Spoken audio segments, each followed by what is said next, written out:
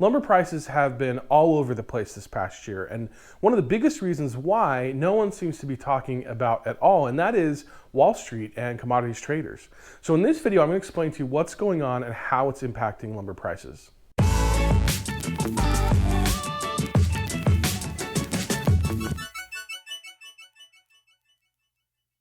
Lumber prices have been super volatile for over a year now, and it's been driven by a number of factors, including high demand from home builders, limits on supply due to coronavirus restrictions, and much more. But what about Wall Street? What kind of impact do commodities traders have on lumber prices? And are they getting rich at everyone else's expense? Now, before you get out the pitchforks, just understand that commodities traders and speculators do serve a purpose. So let's talk about what they do and why it's important. First of all, a commodity is a basic good that can be easily substituted for the same good from a different producer. Copper is copper whether it comes from a mine in Australia or a mine in the US. Steel, sugar, crude oil, wheat, and lumber are all commodities, and while there may be some slight differences in quality from producer to producer, at the end of the day, they're all basically the same thing. Commodities futures are contracts. They're contracts which require buyers to purchase a certain commodity at a predetermined future price on a predetermined future date. And when we talk about commodities trading, we're talking about the buying and selling of these futures contracts. Unlike other things traded by Wall Street, commodities futures aren't just paper.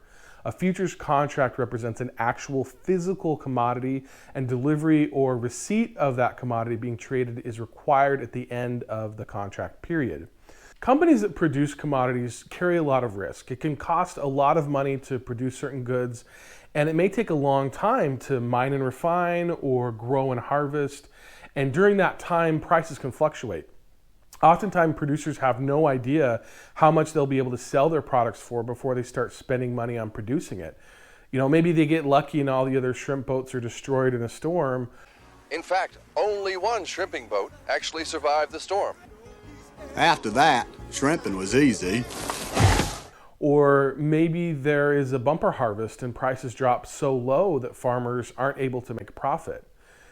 On the other side, commodity users also carry a lot of risk. Think of an airline that uses a ton of fuel.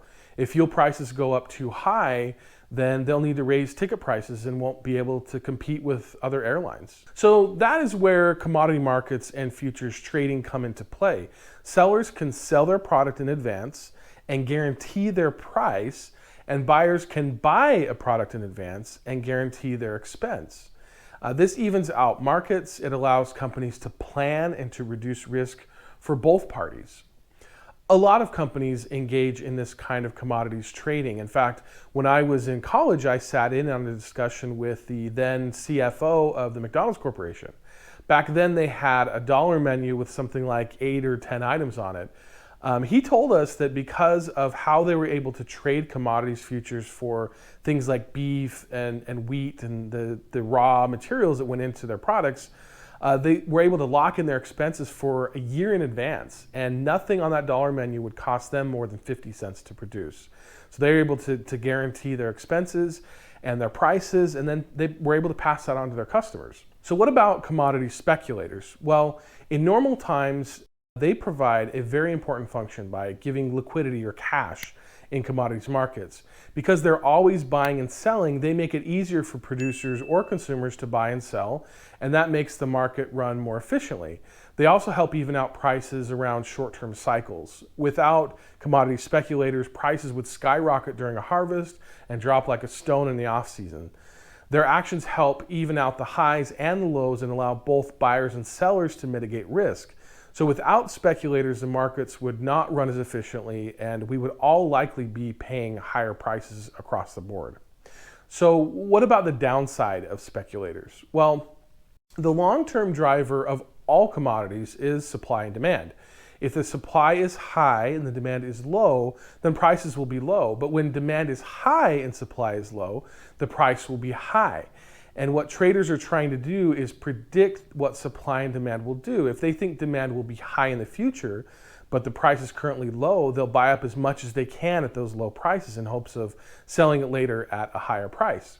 The ironic thing is that they can also create demand themselves in the market. And so when a lot of speculators think that prices will go higher, they'll buy more futures. That in turn drives up the price, which sometimes feeds more speculation and more buying, and then higher prices. It happens on the low end too, where they sell more and drive those prices down.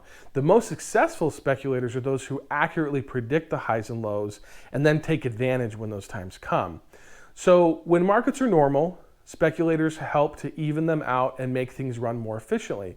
But in uncertain times, much like the ones we're in right now with lumber prices, speculators make the peaks more extreme and the valleys more extreme. So now let's look at some of the latest figures for lumber futures. Not long ago, lumber prices closed in at around $1,600 a board foot. That is crazy considering that a year ago it was trading around $450 a board foot and even all the way down to $260 a board foot. So while lumber supply and demand are cyclical, they don't generally change that quickly or by that much. And so much of the highs and the lows that we've seen during the past year are really most likely the impact or the effect of speculators who are making bets that the market will either go up or down, and then buying or selling and driving those prices either up and down. So are Wall Street traders to blame for lumber price increases? Definitely yes. Their bets make those high peaks even more extreme. But commodities markets also have a very distinct difference with stock markets in that it can't go up forever. At some point, those futures contracts expire and the lumber being traded has to be delivered. The moment that the demand for lumber drops and the speculators are not able to offload the lumber for the price they paid, the market will shift and prices will drop. If speculators think that demand will be high and supplies will be low, then they'll buy and that'll drive prices higher and then the cycle continues. So when markets are stable, commodities traders serve a very important role to provide liquidity and stability to the market.